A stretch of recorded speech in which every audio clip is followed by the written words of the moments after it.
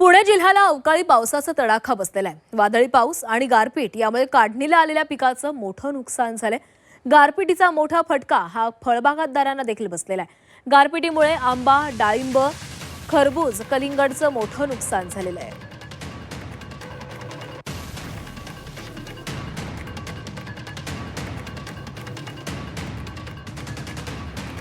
तर नुकसानग्रस्त शेतामधून याचाच आढावा घेतलाय आमचे प्रतिनिधी हेमंत चापुडे यांनी।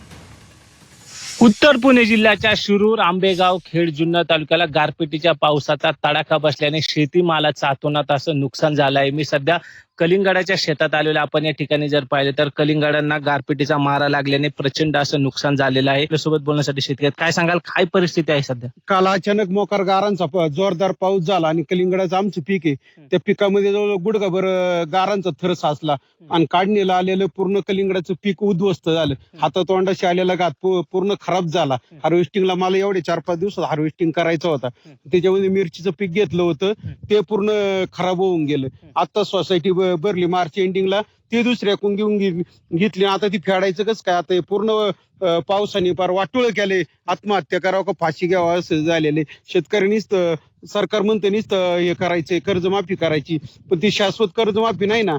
आम्हाला मालाला गॅरंटेड त्यांनी हे दिले पाहिजे, भाव दिला पाहिजे, हे शासनाला माझी विनंती। तुमच्या डोळ्यात अक्षरशः अश्रू आहेत, काय सांगाल? नाही ना सर, काय झालं, आता आपला 2 एकरचा प्लॉट आहे, कम से कम 2 लाख रुपये खर्च आहे या 2 एकरला। आता शासन किती मदत करू शकते बा हमी भाव करायला? याला हमी भाव केलं पाहिजे, त्यांनी थोडा हमी भाव दिलंच पाहिजे।